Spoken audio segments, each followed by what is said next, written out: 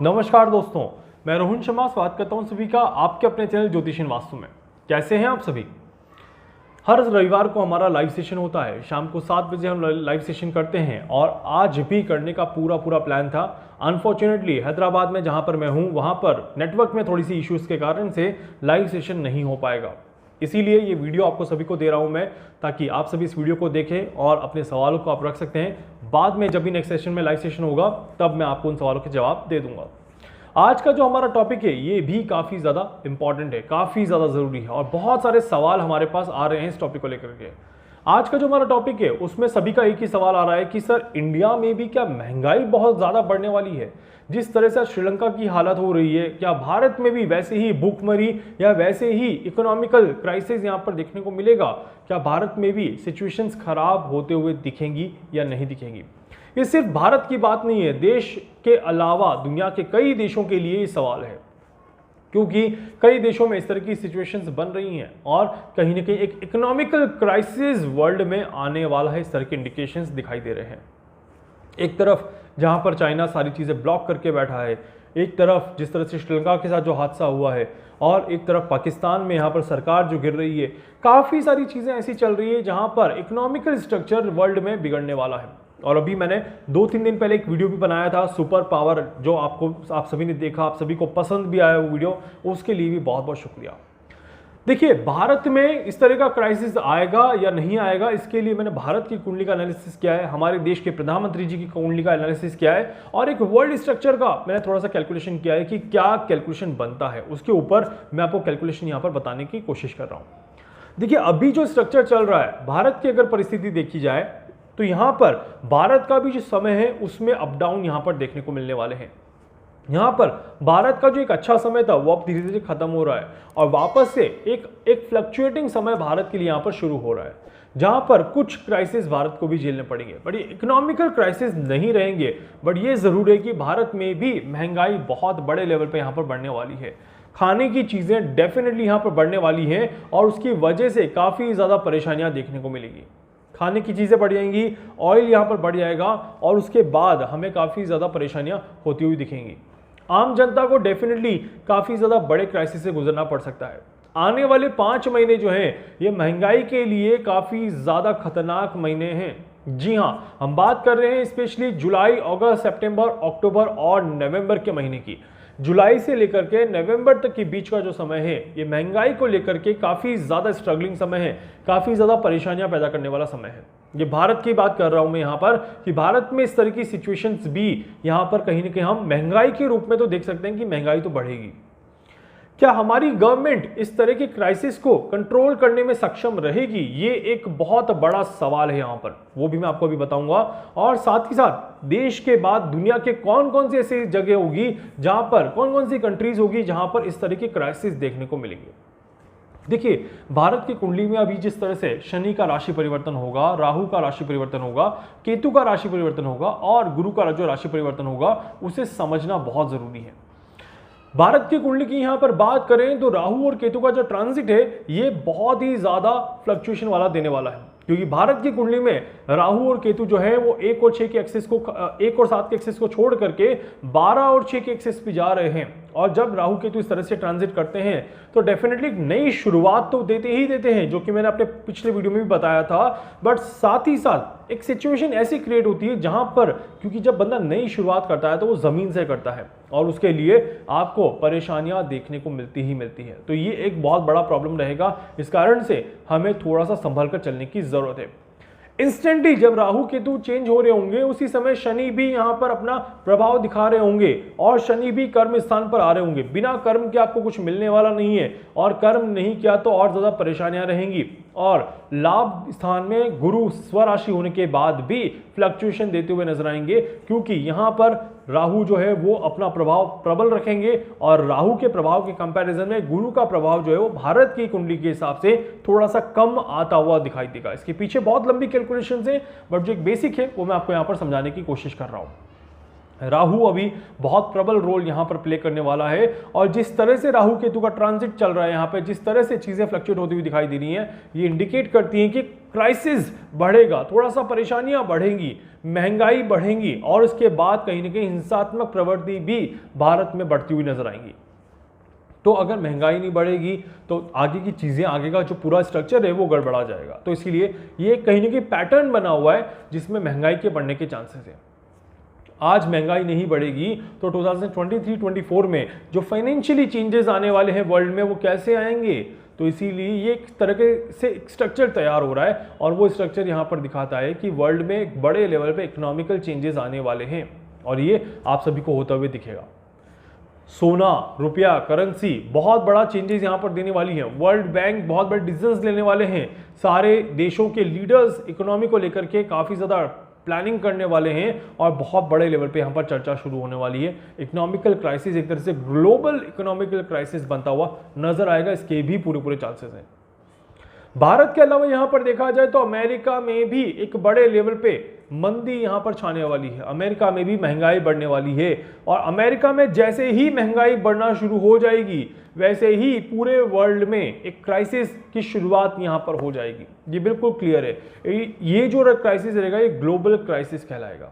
जी हाँ, ये global crisis कहलाएगा, और ये क्राइसिस अगर पूरे वर्ल्ड में शुरू होता है तो ये आने वाले 3 से 4 साल का जो इकोनॉमिकल स्ट्रक्चर है उसे पूरी तरह से परेशान कर देगा, पूरी तरह से डिस्टर्ब कर देगा, हिला देगा एक तरह से, और उसको स्टेबल करने में काफ़ी ज़्यादा आगे समय लगेगा। तो ये एक इंपॉर्टेंट समय है। 2023-24 भारत के इकोनॉमिकल मार्केट के लिए, भारत के शेयर मार्केट के लिए तो काफ़ी ज़्यादा ज़रूरी है। इसके अलावा वर्ल्ड के लिए भी देखा जाए तो 2023-24 का जो समय रहेगा वो इकोनॉमिकल क्राइसिस के लिए बड़े लेवल पे चेंज देने वाला रहेगा।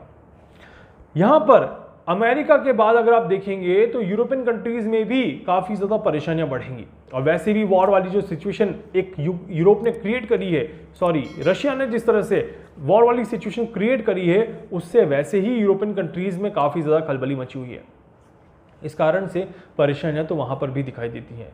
उस डायरेक्शन का जो ग्राफ बनता है वो भी काफ़ी ज़्यादा फ्लक्चुएशन वाला ग्राफ बनता है, और वहां पर भी प्रॉब्लम शुरुआत होती हुई दिखाई देती है। आज के समय में श्रीलंका के साथ जो हालात चल रहे हैं उससे सभी जने परेशान हैं।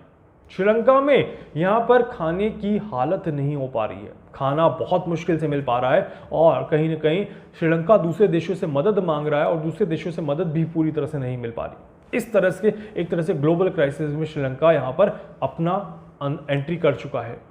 श्रीलंका के बाद बहुत सारे छोटे छोटे देशों की एंट्री होने वाली है। ताइवान भी यहाँ पर बहुत जल्दी इस दायरे में आपको आता हुआ दिखेगा, जहाँ पर ताइवान में भी एक बड़े लेवल पे क्राइसिस शुरू होते हुए दिखेंगे। तो ये एक बहुत बड़ा रीज़न है।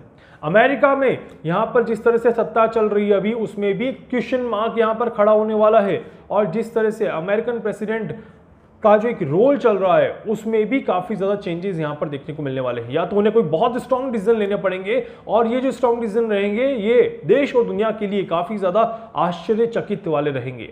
तो इसीलिए यहां पर अमेरिका के प्रेसिडेंट की तरफ से कोई बड़ी न्यूज अनाउंस हो सकती है, कोई बड़ा अनाउंसमेंट यहां पर देखने को जरूर मिल सकता है।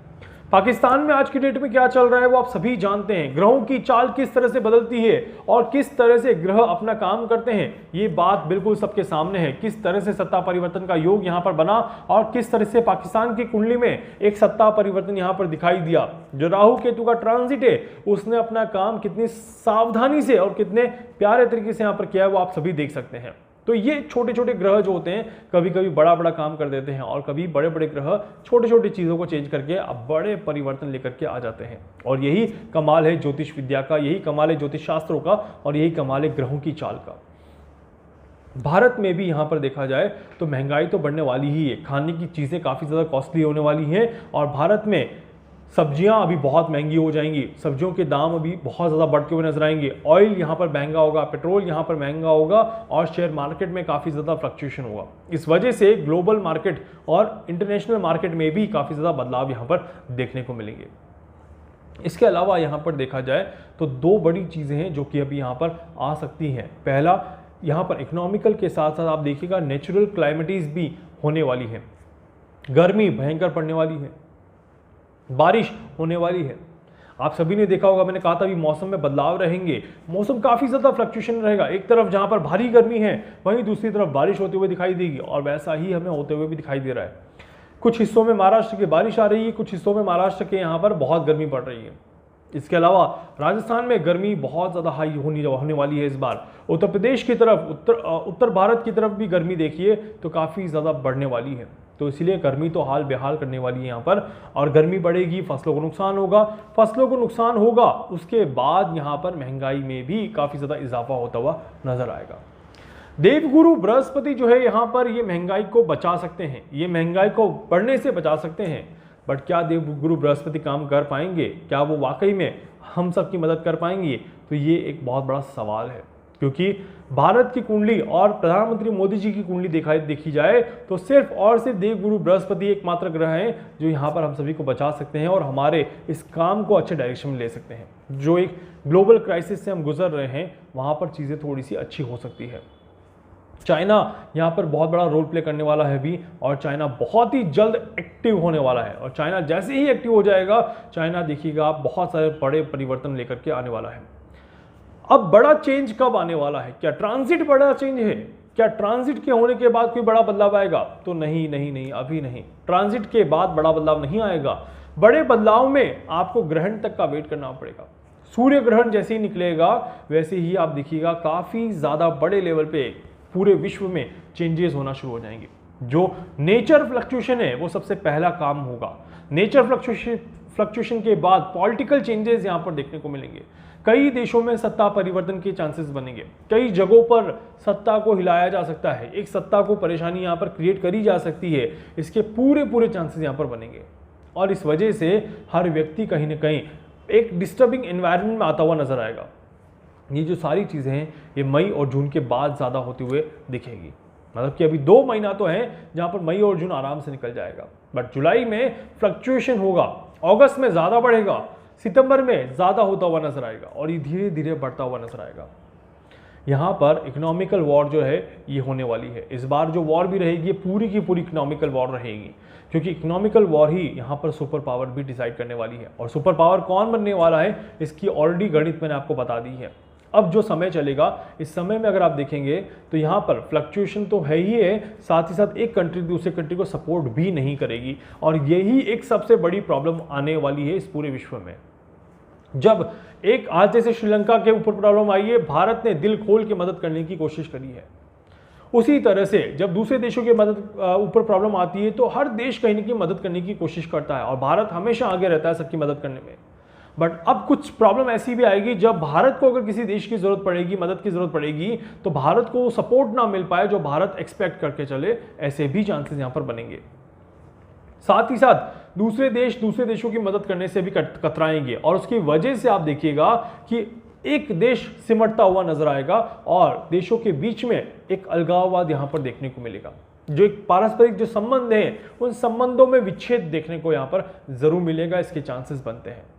और यही वजह रहेगी कि ग्लोबल क्राइसिस, एक ग्लोबल वॉर, इकोनॉमिकल वॉर यहां पर शुरू होता हुआ दिखाई देगा, जहां पर पैसों की वजह से, इकोनॉमी की वजह से बड़े लेवल पे बड़े चेंजेस किए जाएंगे। चाइना को बहुत बड़ा यहां पर मौका मिलेगा जब चाइना अपने अंडर में सबको यहां पर लेने की कोशिश करेगा। चाइना एक ग्लोबल इकोनॉमी क्रिएट करने की कोशिश करेगा, जो पूरा का पूरा कंट्रोल चाइना के हाथ में रहेगा। जब चाइना चाहे वो उस इकोनॉमी को हिला सकता है, और इस बार जो रूल होंगे, इस बार लोगों के ऊपर रूल नहीं किया जाएगा, इस बार डायरेक्ट देशों के ऊपर रूल किया जाएगा, और उसमें भी इकोनॉमिकल तरीके से रूलिंग करी जाएगी। इसके ही चांसेस यहाँ पर बनते हैं। प्रथम विश्व युद्ध और द्वितीय विश्व युद्ध के बाद जो रूलिंग हुई थी उसमें सभी ने लोगों के ऊपर राज किया, एक देश ने दूसरे देश के ऊपर राज किया। बट इस बार इकोनॉमिकल वॉर जो रहेगी, इस इकोनॉमिकल वॉर में जो राज भी रहेगा वो इकोनॉमिकल तरीके से रहेगा। मतलब इस बार काफ़ी ज़्यादा बड़े चेंजेस यहाँ पर देखने को मिलने वाले हैं। यहाँ पर ग्रहों और नक्षत्रों की चाल के आधार पर देखा जाए तो ये पूरा जो फ्लक्चुएशन है ये 5 महीने रहने वाला है। जैसे मैंने आपको बताया 5 महीनों में काफ़ी ज़्यादा उतार चढ़ाव देखने को मिलेंगे, उसके बाद धीरे धीरे चीज़ें बैलेंस होती हुई नजर आएंगी, और इसके बाद काफ़ी ज़्यादा बड़े लेवल पे चेंजेस जो रहेंगे वो पॉजिटिव डायरेक्शन में आते हुए नजर आएंगे। भारत के ऊपर इसका बड़ा असर नहीं पड़ेगा, अभी भी कहूँगा। एक सवाल आया था सर, श्रीलंका के जैसी हालत क्या भारत की हो जाएगी? बिल्कुल भी नहीं होगी, इस बात का विशेष ध्यान रखिएगा, क्योंकि भारत की कुंडली बहुत अच्छी है और अभी फिलहाल भारत की कुंडली का जुपिटर जो है वो सपोर्ट करता हुआ ही नजर आएगा। नरेंद्र मोदी जी की कुंडली का भी जुपिटर देखा जाए तो सपोर्ट करता हुआ ही नजर आएगा। आने वाले 1.5 साल भारत की इकोनॉमिकल क्राइसिस में ज्यादा परेशानी नहीं रहेगी और भारत मैनेज कर लेगा, भारत मेंटेन कर लेगा, बट महंगाई को बढ़ने से नहीं रोक पाएगा, ये बात बिल्कुल तय है। और इसी महंगाई की वजह से आगे भारत को काफी ज्यादा कष्ट देखना पड़ेगा, इसके भी चांसेस यहां पर क्लियरली बनते हैं।